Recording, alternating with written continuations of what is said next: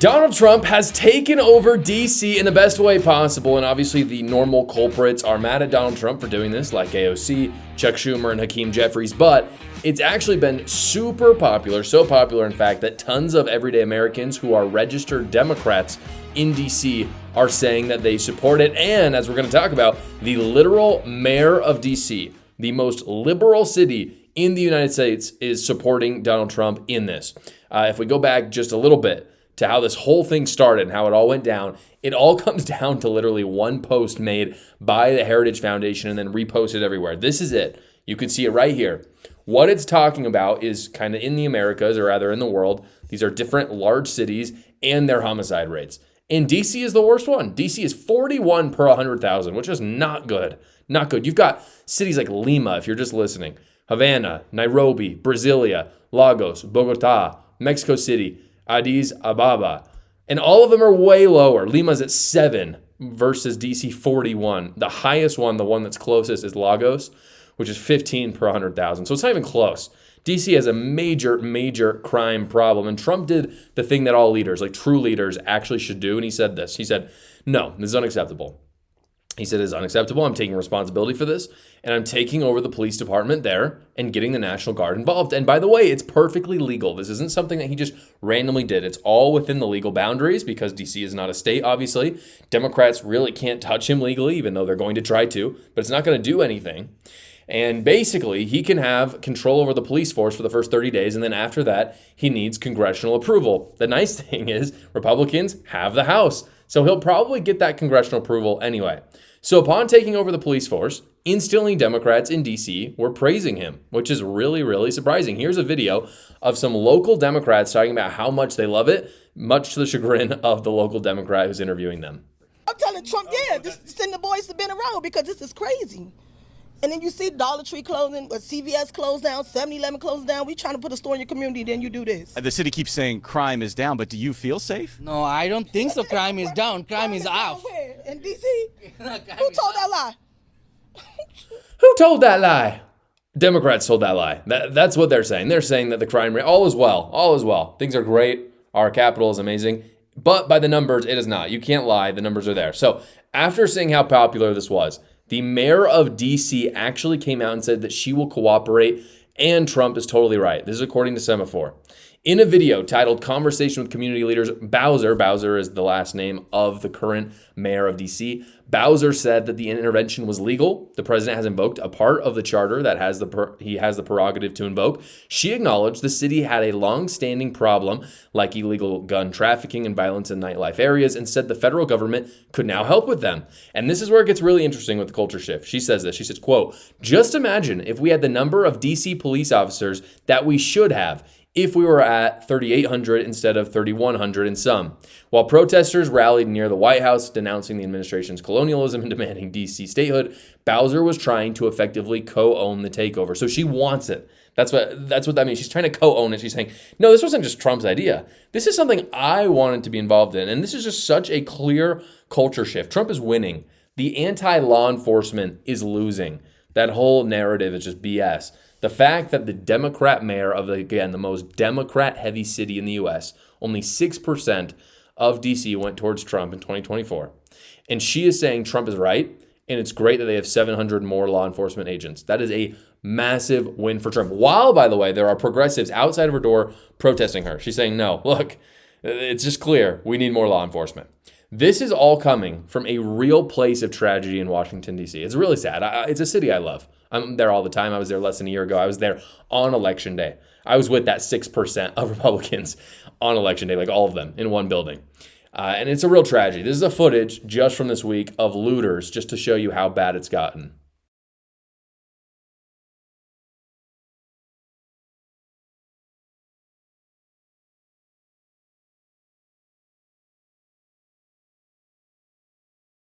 So it's literally lawless. I don't know how small businesses are supposed to live there. Obviously, Democrats are constantly talking about how small businesses are important, how big businesses are so evil, but then they support policies that allow this. It would be impossible. I just can't imagine. How could a small shop be there and deal with having their inventory stolen continually? They can't. It's not possible. It's not sustainable.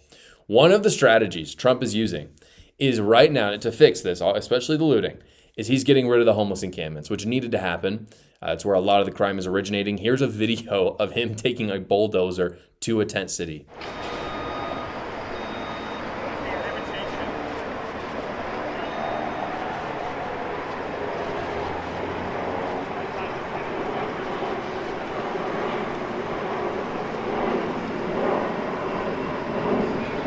And the beautiful thing is Democrats can't touch him. They can't do anything because all of this is enshrined already into law. He's just the first president to actually enforce the law in a long time. This is just basic civics, right? You've got the legislature. What does the legislature do?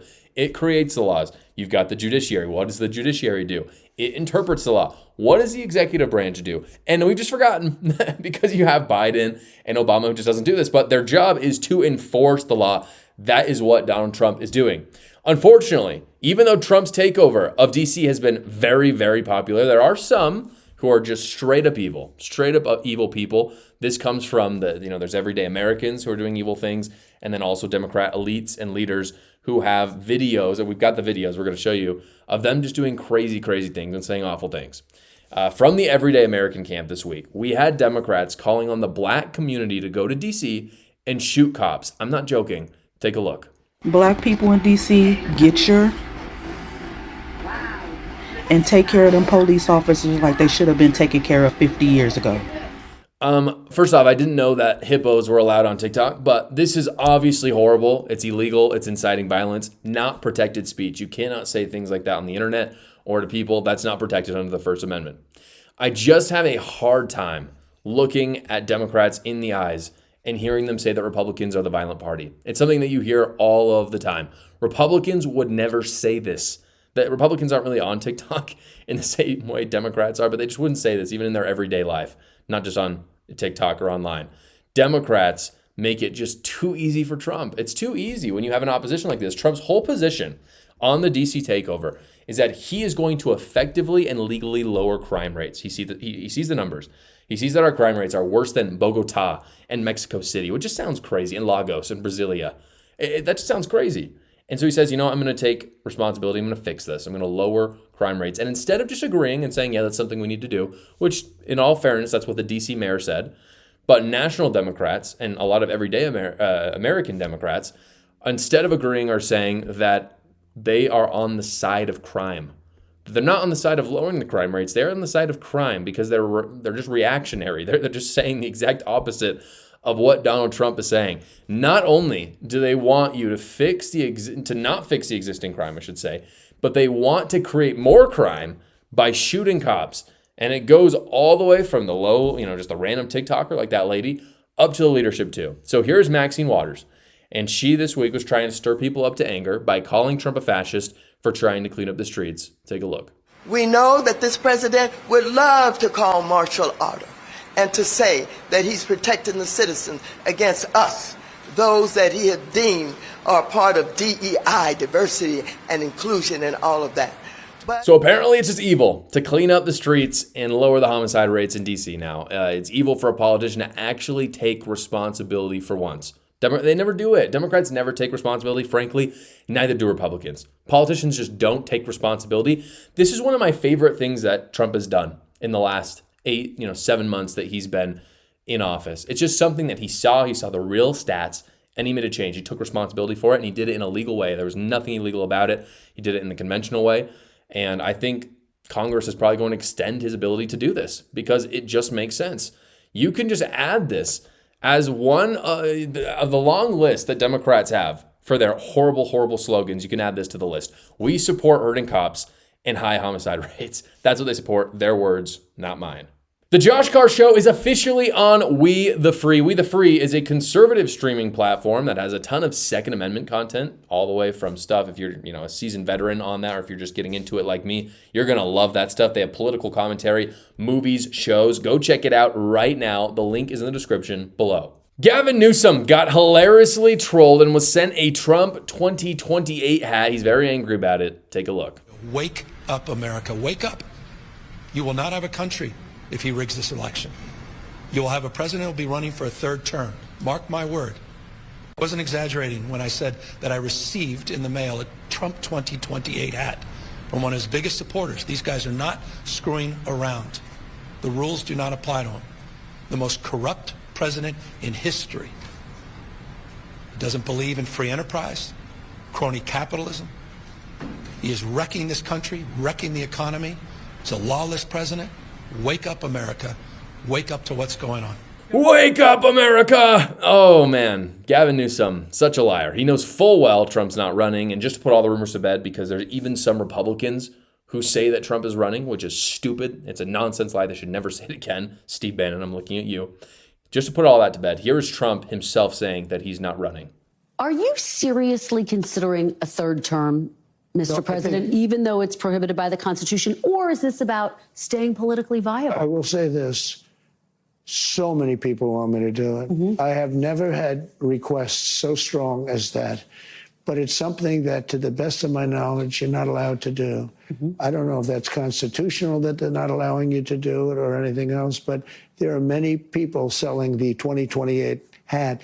But this is not something I'm looking to do. I'm looking to have 4 great years and turn it over to somebody, ideally a great Republican, to carry it forward. But I think we're going to have 4 years, and I think 4 years is plenty of time to do something really spectacular. The Constitution does prohibit it. Some of your allies are pretty serious about this, though, Mr. President. I've spoken to them. They say they are coming up with potential ways. Well, obviously, the biggest one would be a constitutional amendment. That's because they like the job I'm doing, and it's a compliment. There you go, guys. He's not running. And here's the deal. Why would he? Think about it for a second. You can have J.D. Vance run, and he wins. And let's be real. J.D. Vance is going to be calling Donald Trump every day for advice. And Donald Trump's going to get to choose a lot of the cabinet. He's going to be making a lot of calls within it. He's going to be able to sway J.D. Vance to make certain decisions. Sure, J.D. Vance is going to have the final decision, but Donald Trump's going to have a ton of power still. And that way Trump can be on the golf course every single day enjoying his retirement and still have huge power in the United States. The reason that Gavin Newsom brings this up so much is because he has to fearmonger. It's his only way. Because really, this is the only chance that he could be the nominee. I don't think if he's the nominee, there's any way he'll be president. But I think in his mind, this is the only way he'll be president, because nobody wants to be president more than Gavin Newsom. He's destroyed San Francisco when he was mayor.